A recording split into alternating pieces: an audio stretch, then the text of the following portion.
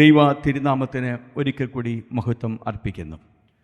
കഴിഞ്ഞ ചില ആഴ്ചകളായി തുടർമാനമായി സഭ ക്രിസ്തുയേശുവിൻ്റെ സഭയിലെ 5 വിധ ശുശ്രൂഷകളെക്കുറിച്ചാണ് പറഞ്ഞുകൊണ്ട് ഇരിക്കുന്നത്.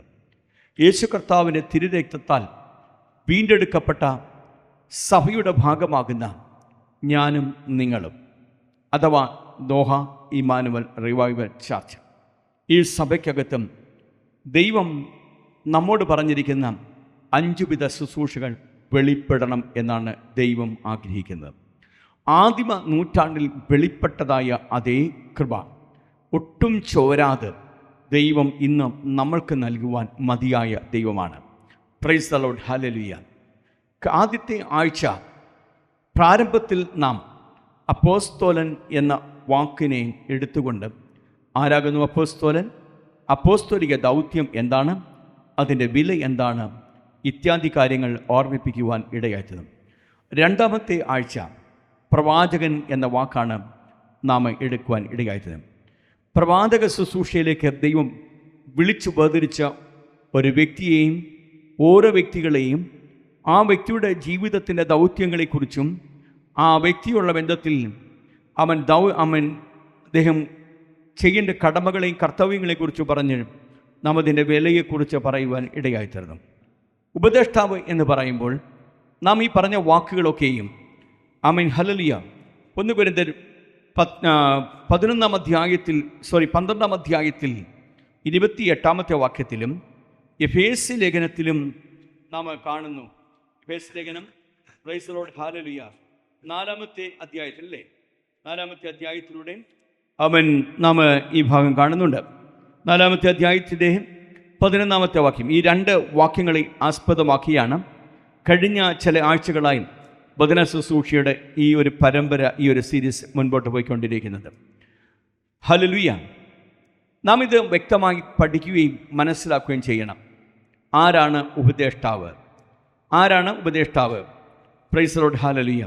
ഉപദേഷ്ടാവ് എന്ന് വെച്ചാൽ വളരെ ലളിതമായ ഭാഷയെ പറഞ്ഞു കഴിഞ്ഞാൽ ടീച്ചർ എന്ന് തന്നെയാണ് ആ വാക്കിൻ്റെ അർത്ഥം. Praise the lord, hallelujah. Teaching മിനിസ്ട്രിയാണ്. ടീച്ചിങ് മിനിസ്ട്രി ഇവിടെ പഠിപ്പിക്കുന്ന അധ്യാപകരൊക്കെയുള്ള ഒരു സഭയാണല്ലോ ഇത്, നമ്മുടെ സഭ.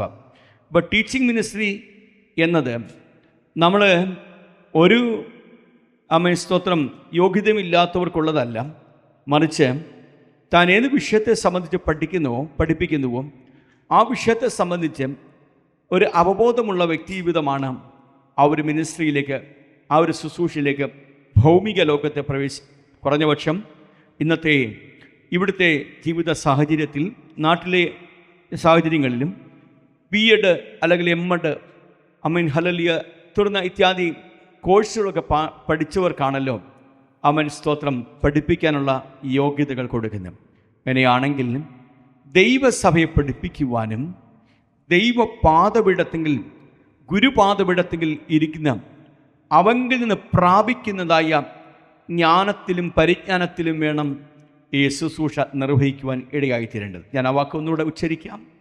Price the lord, hallelujah. ദയവായി ശ്രദ്ധയോട് കേട്ടിരിക്കണേ. കേവലം ഒരു മനുഷ്യരായ ഞാനും നിങ്ങളും നമ്മൾ കുഞ്ഞുങ്ങളെ പഠിപ്പിക്കുന്ന, കുട്ടികളെ പഠിപ്പിക്കുന്ന ഒരു അധ്യാപകരാകുന്നു എങ്കിൽ അവരെ സംബന്ധിച്ചിടത്തോളം അതിനാവശ്യമായ ട്രെയിനിങ്, അതിനാവശ്യമായ യോഗ്യതകൾ ഈ ലോകത്ത് അവർ നേടിയിരിക്കണം.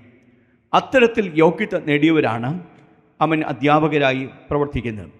പ്രിയപ്പെട്ടവരെ, യോഗ്യതയില്ലാത്തവർ കാണുമായിരിക്കും എങ്കിൽ, എന്നാൽ ഈ ഒരു വിഷയത്തെ സംബന്ധിച്ചിടത്തോളം ഇതാണ് ലോകത്തിൻ്റെതായ മാനദണ്ഡമെങ്കിൽ ദൈവസഭയ്ക്കകത്ത് ഉപദേഷ്ടാവായിരിക്കേണ്ട വ്യക്തിയെ പഠിപ്പിക്കേണ്ടത് ഈ ലോകത്തിലെ ഏതെങ്കിലും ഒരു സെമിനാരിയോ, നമുക്കതൊന്നും സെമിനാരി വേണ്ട എന്നല്ല ഞാൻ പറയുന്നത്, ഏതെങ്കിലും ഒരു സെമിനാരിയോ കേവലം ഭൗമിക തലത്തിലുള്ള ഏതെങ്കിലും ഒരു വിദ്യാഭ്യാസ സ്ഥാപനങ്ങളോ അല്ല, മറിച്ച് ഹല്ലേലൂയ ദൈവത്തിൻ്റെ പരിശുദ്ധാത്മാവാണ് സകല സത്യത്തിലും വഴി നടത്തുന്ന ദൈവത്തിൻ്റെ പരിശുദ്ധാത്മാവിൽ ആശ്രയിച്ചുകൊണ്ട് അവിടുത്തെ വചനത്തെയും വിചിന്തനം ചെയ്ത് ദൈവസന്നിധിയിൽ ധ്യാനിക്കുവാൻ ഇരിക്കുന്നെങ്കിൽ നിശ്ചയമായും വചനത്തിൻ്റെ വെളിപ്പാടുകളെയും തൻ്റെ ജനം പ്രാപിക്കും. അതിന് സ്ത്രീ പുരുഷ വ്യത്യാസമില്ല. യാക്കോബിൻ്റെ ലേഖനം പറയുന്നു, ദൈവത്തിന് മുഖപക്ഷം ഇല്ല. Price the lord, hallelujah. പുരുഷന്മാർക്ക് മാത്രമുള്ളതല്ല ഈ ശുശ്രൂഷ. അതിനൊരു തെളിവാണ് വേദപുസ്തകത്തിൽ അവൻ അക്വിലാസും പ്രിസ്കില്ലയും എന്ന് പറഞ്ഞ ദമ്പതിമാർ. അവൻ ഹലലിയ. ഇവർ അപ്പല്ലോസ് എന്ന് പറഞ്ഞ ദൈവവചനത്തിൽ പ്രാഗൽഭ്യമുള്ള ഒരു മനുഷ്യനെ വിളിച്ചു കൊണ്ടുപോയി തൻ്റെ ഭവനത്തിൽ കൊണ്ടുപോയിട്ട് വചനത്തിൻ്റെ വെളിപ്പാടുകൾ ആഴത്തിൽ പറഞ്ഞു കൊടുക്കുന്ന ഈ ദമ്പതിമാരെ നമ്മൾ കാണുന്നുണ്ടല്ലോ. അപ്പോൾ ഇത് പുരുഷന്മാർക്ക് മാത്രമുള്ള ശുശ്രൂഷയല്ല, സ്ത്രീകൾക്കും നിർവഹിക്കാൻ പറ്റുന്ന ഒരു ശുശ്രൂഷയാണ് എന്ന് നാം മനസ്സിലാക്കാൻ ഇടയാക്കണം. ഇതിന് നമുക്കാവശ്യം വചന പാണ്ഡിത്യമാണ്.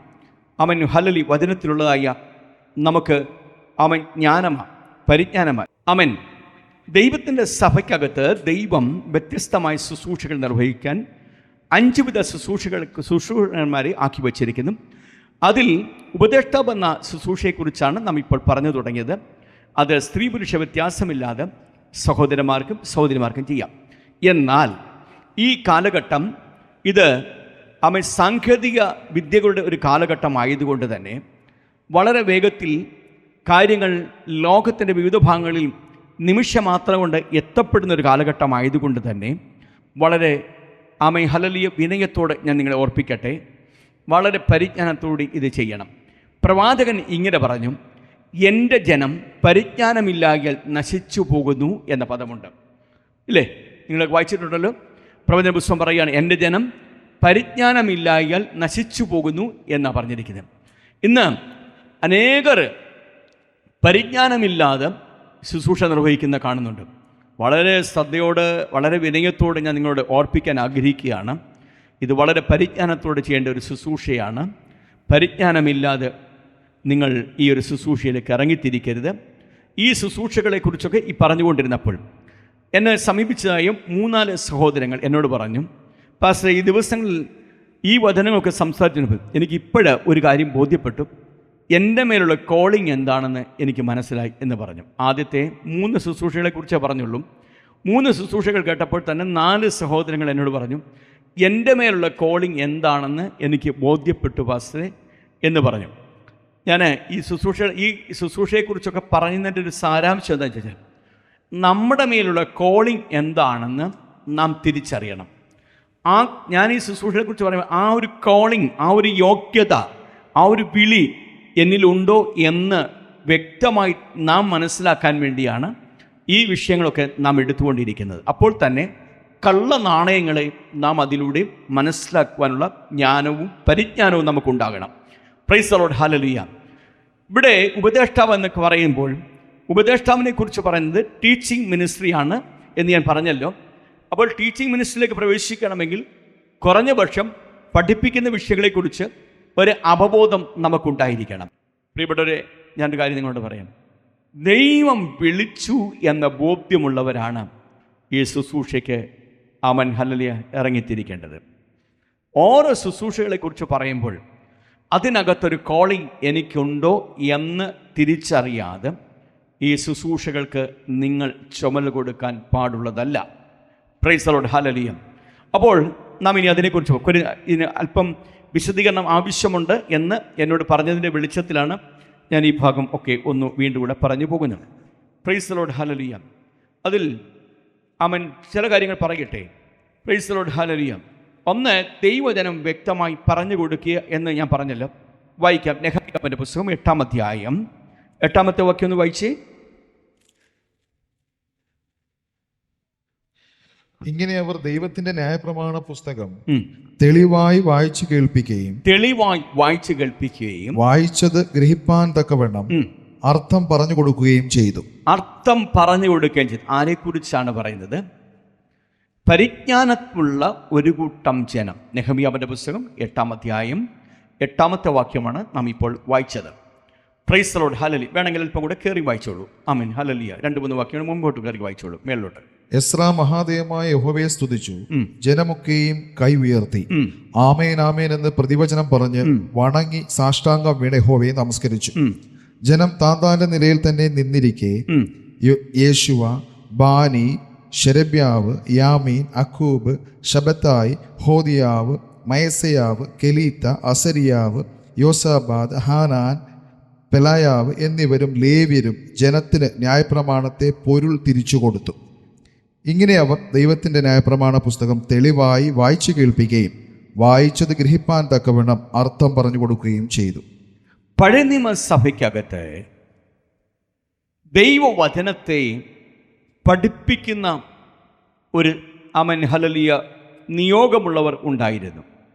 വേദപുസ്തകം പറയുകയാണ്, ഇങ്ങനെ അവർ വചനം തെളിവായി പറഞ്ഞു കൊടുക്കുകയും, ആ ഭാഗം മാത്രം ഒന്ന് വായിച്ച് 8 ഇങ്ങനെ അവർ ദൈവത്തിന്റെ ന്യായപ്രമാണ പുസ്തകം തെളിവായി വായിച്ചു കേൾപ്പിക്കുകയും വായിച്ചത് ഗ്രഹിപ്പാൻ തക്കവണ്ണം അർത്ഥം പറഞ്ഞു കൊടുക്കുകയും ചെയ്തു എന്നവിടെ കാണുന്നത്. അപ്പൊ ജനത്തെ, നെഹമ്യാവിന്റെ കാലഘട്ടത്തിലുള്ള ജനം പ്രവാസ കാലഘട്ടത്തിൽ നിന്നും പ്രത്യേക നിയോഗപ്രകാരം വന്നതായ ഒരു കൂട്ടം ജനമാണ്. ഈ ജനത്തിന് മേലൊരു ദൗത്യമുണ്ട്. ആ ദൗത്യം നിർവഹിക്കുവാൻ വേണ്ടി ഈ ജനത്തെ ദൈവവചനത്തിൻ്റെ ആശയങ്ങളും അതിൻ്റെ ആഴങ്ങളും അതിൻ്റെ വ്യാഖ്യാനങ്ങളും പറഞ്ഞു കൊടുക്കുവാൻ എസ്രാ ശാസ്ത്രിയുടെ നേതൃത്വത്തിൽ ഒരു സംഘം അതിന് താല്പര്യപ്പെട്ടു എന്ന് നമ്മൾ വായിക്കുന്നത്. അത് നമ്മൾ വായിച്ചത് നിങ്ങൾ ശ്രദ്ധിച്ച് കാണുമല്ലോ. അത് തെളിവായി വായിച്ചു. വായിക്കാത്ത ഒരാൾക്ക് അതിൻ്റെ അർത്ഥം പറഞ്ഞു കൊടുക്കാൻ സാധിക്കുമോ? ഇനി നിങ്ങൾ വായിക്കാത്ത ഒരാൾക്ക് അതിൻ്റെ അർത്ഥം പറഞ്ഞു കൊടുക്കാൻ സാധിക്കുമോ? അപ്പോൾ ആദ്യം നാം ഇതിനെക്കുറിച്ച് പഠിപ്പിക്കണമെങ്കിൽ നാം അത് തെളിവായി വായിക്കുവാൻ ഇടയായിത്തീരണം. മനസ്സിലാകുന്നുണ്ടോ? ഇനി നമ്മൾ വായിക്കുന്നത് അപ്പോസ്തലപ്രവൃത്തിയുടെ പുസ്തകം 16-ാം അധ്യായമാണ്. 16-ാം അധ്യായത്തിൻ്റെ 11-ാമത്തെ വാക്യം, 18-11.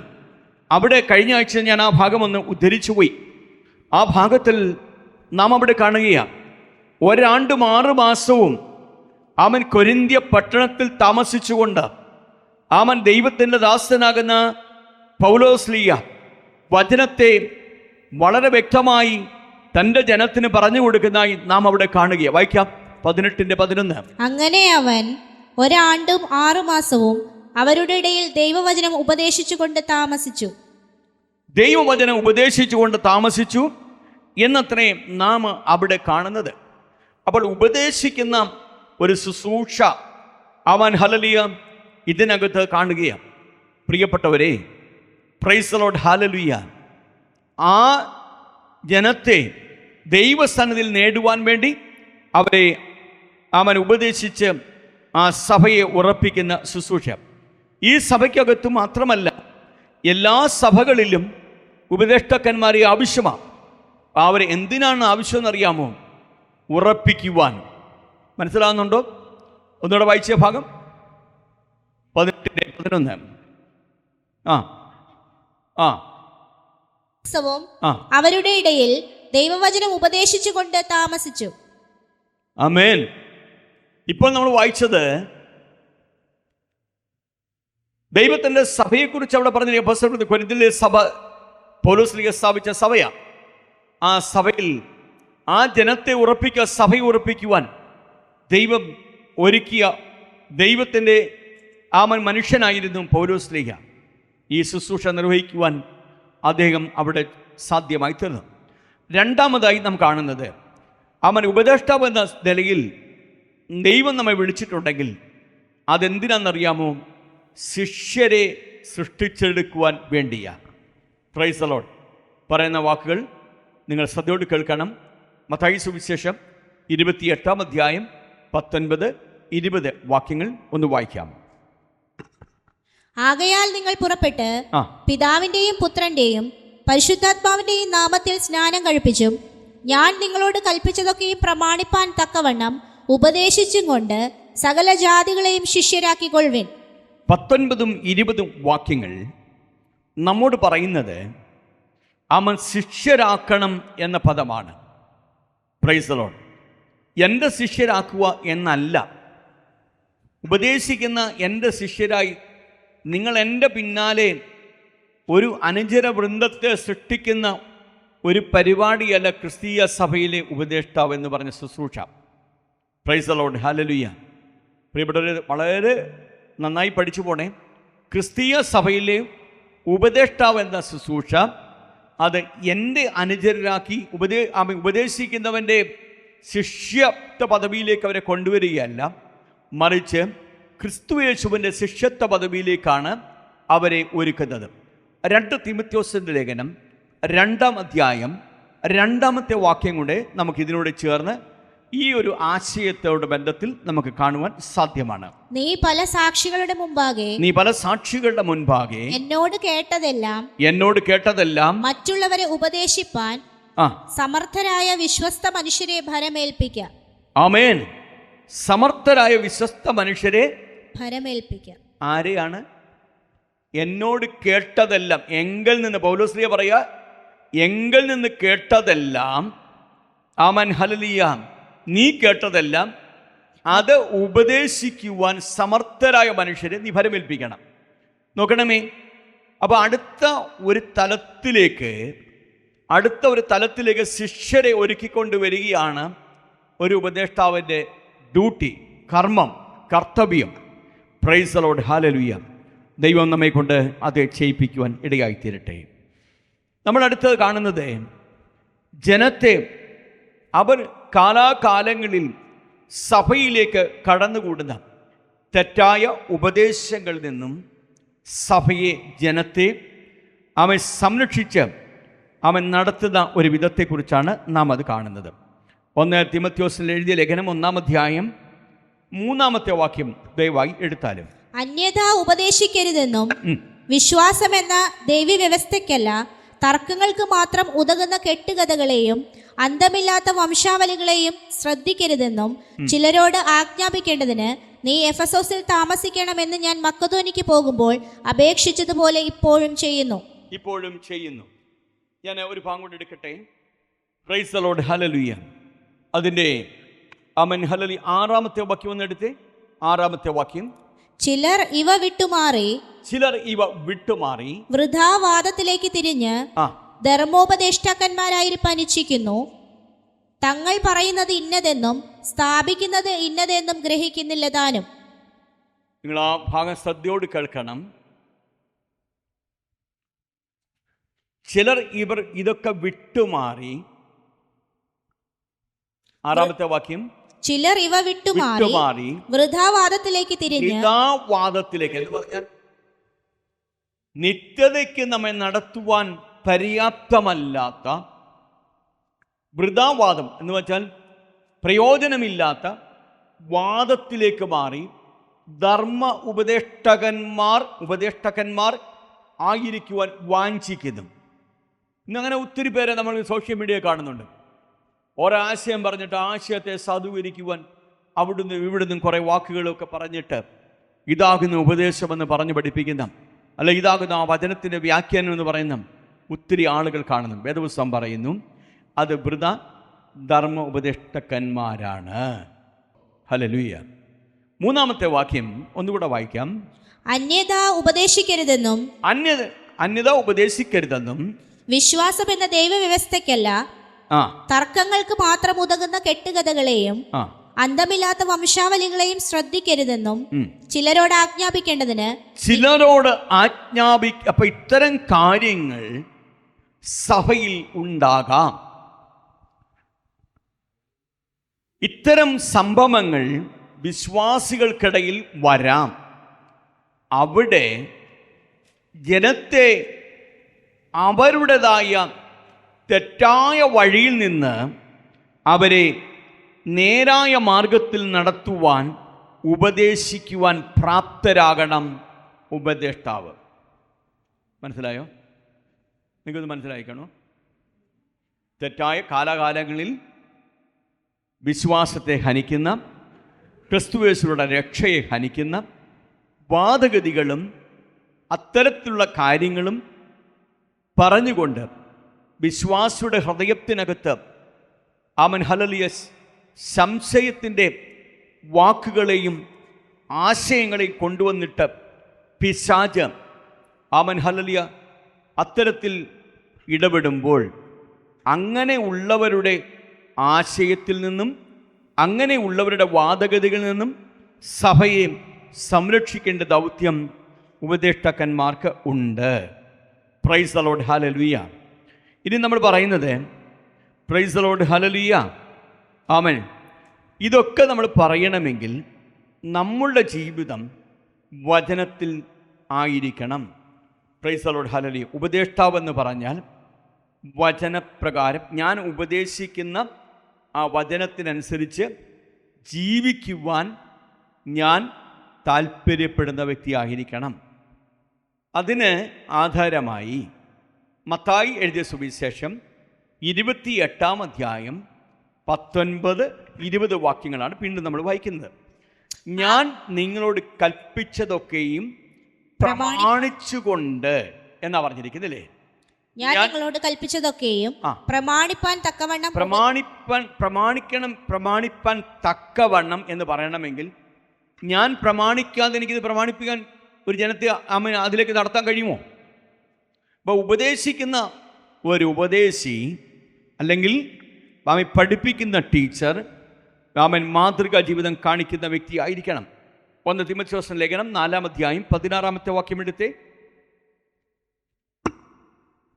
നിന്നെ തന്നെയും ഉപദേശത്തെയും സൂക്ഷിച്ചുകൊള്ളുക, ഇതിൽ ഉറച്ചു നിൽക്ക.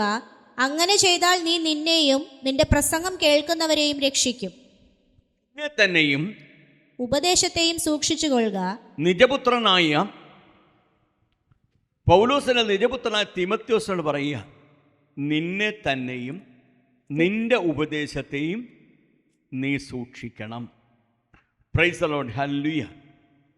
അപ്പോൾ ഉപദേശിക്കുന്ന ഒരു ടീച്ചർ ആ ടീച്ചറുള്ള ബന്ധത്തിൽ ഉണ്ടായിരിക്കേണ്ട അടുത്ത ഒരു ക്വാളിറ്റി തൻ്റെ ജീവിതത്തിൽ ഒരു മാതൃക കാത്തു സൂക്ഷിക്കാൻ ഇടയായിത്തീരണം. തീത്തോസിൻ്റെ ലേഖനം 2-ാം അധ്യായം 7-ാമത്തെ വാക്യം എന്തു പറയുന്നു എന്ന് മനസ്സിലാക്കാൻ ഇടയായിത്തീരട്ടെ. വിരോധി നമ്മെ കൊണ്ട് ഒരു തിന്മയും പറവാൻ വകയില്ലാതെ ലജ്ജിക്കേണ്ടതിന് സകലത്തിനും നിന്നെ തന്നെ സൽപ്രവർത്തികൾക്ക് മാതൃകയാക്കി കാണിക്കാം. Price the Lord. നിന്നെ തന്നെ മാതൃകയാക്കി കാണിക്കുക. ആമേൻ, ഹല്ലേലൂയ. ഇതാണ് ഒരു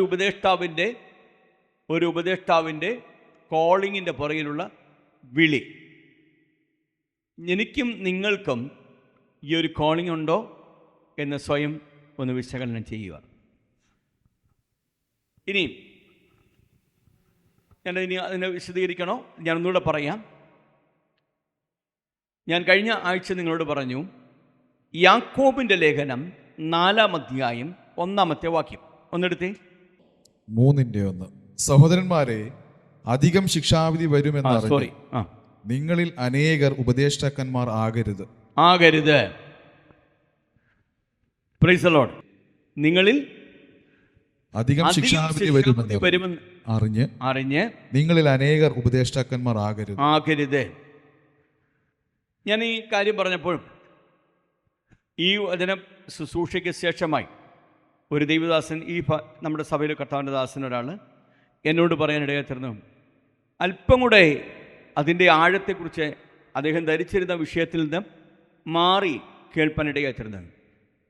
പ്രിയപ്പെട്ടവരെ, ഉപദേഷ്ടാവായിരിക്കുന്ന ഒരു വ്യക്തി തെറ്റായ ആശയങ്ങളാണ് പഠിക്കുന്നതെങ്കിൽ ആ തെറ്റായ ആശയങ്ങൾ അദ്ദേഹം ആരൊക്കെ പഠിപ്പിക്കുന്നുവോ ആ പഠിപ്പിക്കുന്നവരിലേക്ക് ആശയങ്ങൾ കയറുവാൻ സാധ്യതയുണ്ട്. വളരെ വ്യക്തമായി ദൈവവചനം നാം പഠിക്കണം. Price the lord, hallelujah. പ്രിയപ്പെട്ടവരെ, നിങ്ങൾ വളരെ വ്യക്തമായി ദൈവവചനം പഠിക്കണം. വചനം പഠിച്ചു വേണം ആത്മാവിൽ മുന്നേറുവാൻ ഇടയായിത്തീരേണ്ടത്. ഇവിടെ 3:1 യാക്കോബ് ശ്ലീഹായുടെ ലേഖനം 3:1 ഒന്നുകൂടി എടുക്കുകയാണ്.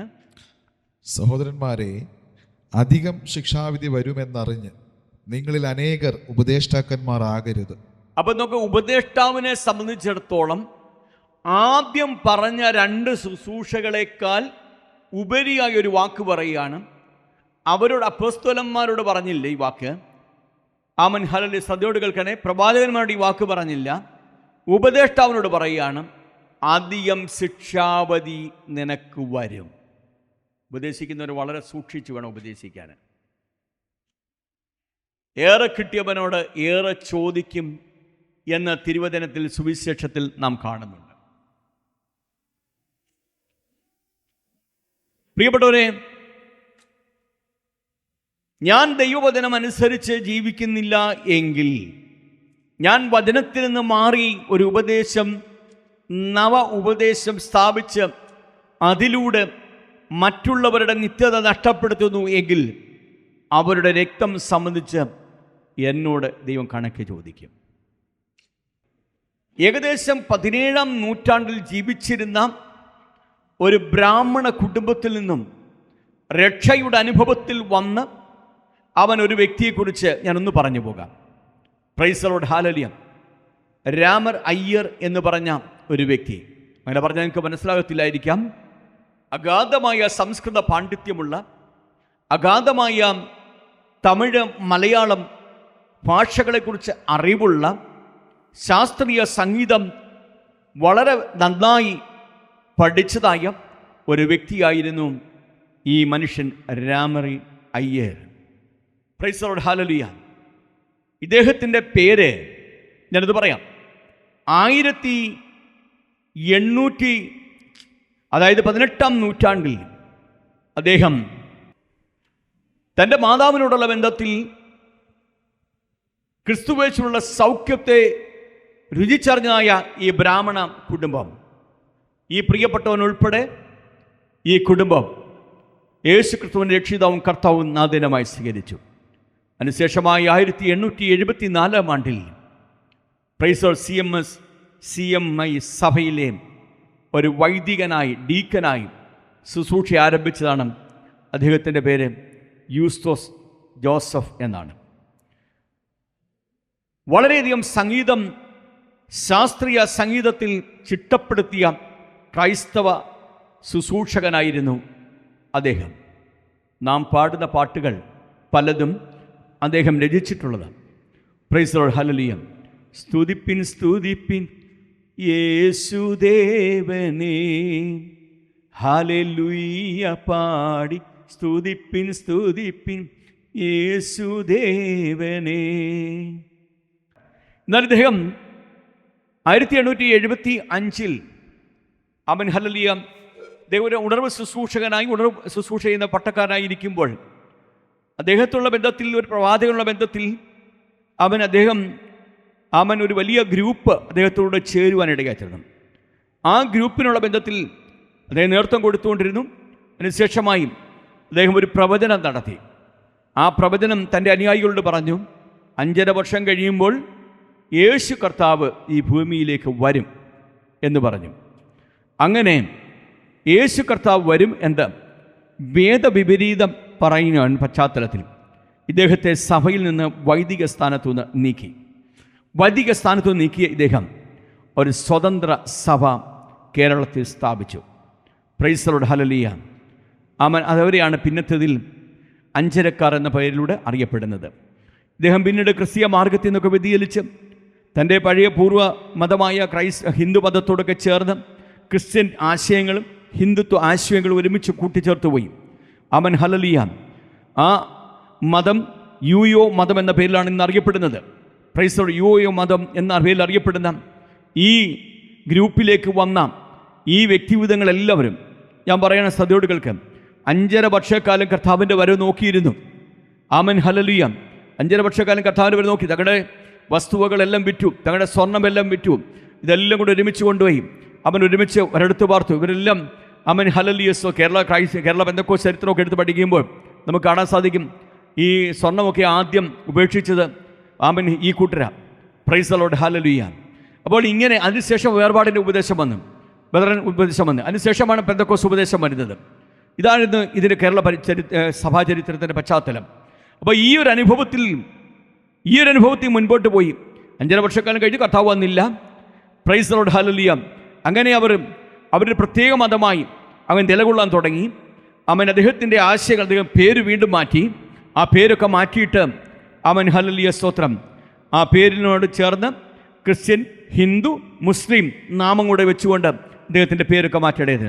ഇദ്ദേഹത്തോട് ചേർന്ന് പോയ ക്രൈസ്തവ കുടുംബങ്ങൾ, പ്രിയപ്പെട്ടവരെ, അദ്ദേഹം പഠിപ്പിച്ച തെറ്റായ ഉപദേശങ്ങൾ അവരെ സ്വാധീനിച്ച് ക്രൈസ്തവ ഗോളത്തിൽ നിന്നും അവർ പലരും ആ കാലഘട്ടത്തിൽ മാറിപ്പോയി.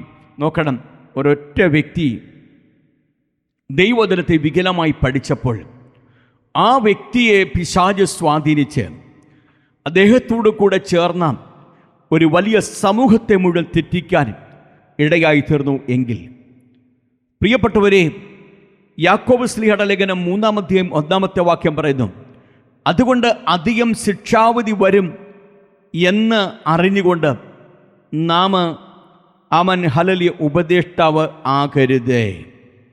ആമൻ ഹല്ലേലൂയ. മനസ്സിലാവുന്നുണ്ടോ പറഞ്ഞ്? ഞാൻ കേരളത്തിൽ നടന്ന ചരിത്രം എടുത്ത് പറഞ്ഞത് എന്തിനാണെന്നറിയാമോ? ഒരു വ്യക്തിക്ക് അനേകരെ തെറ്റിക്കാൻ കഴിയും എന്ന ആശയം പങ്കുവെക്കാൻ വേണ്ടിയാണ്. ഹല്ലേലൂയ. ഇവരെക്കുറിച്ചാണ് പൗലോസ് ലീഗ മുമ്പ് നമ്മൾ വായിച്ചതായ ലേഖനത്തിൽ പറയാം, വൃഥ ധർമ്മ ഉപദേഷ്ടക്കന്മാർ എന്ന പദം അവിടെ പറഞ്ഞിരിക്കുന്നത്.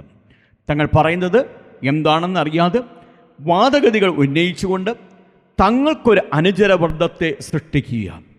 പ്രിയപ്പെട്ടവരെ, ഉപദേഷ്ടാവെന്ന് പറഞ്ഞത് അവരവർക്ക് അനുചരവൃന്ദത്തെ സൃഷ്ടിക്കുകയല്ല. ഉപദേഷ്ടാവിൻ്റെ ഡ്യൂട്ടി ക്രിസ്തുവിൻ്റെ ശിഷ്യരാ അവരെ മാറ്റുക എന്നതാണ്. മനസ്സിലായോ? ആമേൻ. യുസ്തോസ് ജോസഫ് എന്ന് പറഞ്ഞ മനുഷ്യൻ അദ്ദേഹത്തിൻ്റെ ഉപദേശങ്ങളോട് ചേർന്ന് നിന്നവരെ അദ്ദേഹത്തിൻ്റെ അനുചരവൃന്ദങ്ങളാക്കി മാറ്റി. വീണുപോകുന്ന ഒത്തിരി ആളുകൾ ഈ സമൂഹത്തിനകത്ത് ഉണ്ട് എന്ന വസ്തുത നാം വിസ്മരിച്ചു പോകരുത്. നമ്മുടെ ഉപദേശം അത് ശരിയല്ല എങ്കിൽ ഉപദേശം കേൾക്കുന്നവരെ തെറ്റിക്കാൻ ഇടയാകും. അത് ദൈവത്തിൻ്റെ ശിക്ഷാവിധിക്ക് കാരണമായി തീരും എന്ന് വ്യക്തമായി മനസ്സിലാക്കി നാം വൃഥ ധർമ്മോപദേഷ്ടകന്മാർ ആകാതെ അധികം ശിക്ഷാവിധി വരും എന്ന് മനസ്സിലാക്കി നിശ്ചയമായും ആ കാര്യത്തിൽ നമ്മുടെ മേൽ ആ വിളിയുണ്ടോ എന്ന ബോധ്യം നമ്മിൽ ഉണ്ടായി മാത്രമേ ഈ ശുശ്രൂഷ നിർവഹിക്കാവൂ. Praise the lord. ഹല്ലേലൂയ. ഇനി നിങ്ങൾ ഒരു നിമിഷം ചിന്തിച്ച്, നിങ്ങൾക്ക് ഉപദേഷ്ടാവെന്നൊരു വിളി ദൈവം തന്നിട്ടുണ്ടോ? ദൈവം നിങ്ങൾക്ക് ഉപദേഷ്ടാവെന്നൊരു കോളിംഗ് നിങ്ങൾക്ക് തന്നിട്ടുണ്ടെങ്കിൽ ആ വിളി നിങ്ങൾ ചെയ്യണം. ആ ശുശ്രൂഷ ദൈവത്തിൽ നിന്ന് പ്രാപിച്ചു വേണം ചെയ്യേണ്ടത്. തിരുവചനത്തെ മനനം ചെയ്ത് വേണം ചെയ്യേണ്ടത്. ആ ശുശ്രൂഷ നിങ്ങളുടെ അനുചരബന്ധത്തെ ഉറപ്പിക്കാനല്ല. ആ ശുശ്രൂഷ ക്രിസ്തുയേശുവിൻ്റെ ശിഷ്യരാക്കി ഓരോരുത്തരെ മാറ്റുവാൻ വേണ്ടിയാണ്. അപ്പൊല്ലോസ് എന്ന് പറഞ്ഞ മനുഷ്യനെ തിരുവചനം പഠിപ്പിച്ചു കൊടുത്ത അവൻ അക്വിലാസും പ്രിസ്കില്ലയും അദ്ദേഹത്തെ അപ്പൊല്ലോസിനെ എന്നും തൻ്റെ കൂടെ അല്ല നിർത്തിയത്.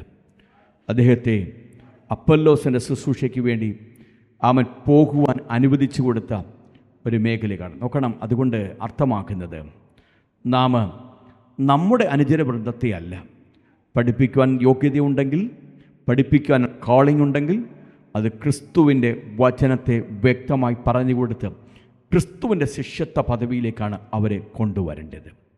അവർ ശുശ്രൂഷയ്ക്ക് നിയോഗമുള്ളവർ കണ്ണടച്ചേ, ഒരു വാക്കെല്ലാവരും ഒന്ന് കണ്ണടച്ചേ. ആ ഒരു കോളിംഗ് നിങ്ങൾക്കുണ്ടോ എന്ന് സ്വയം ഒന്ന് വിശകലനം ചെയ്താട്ടെ.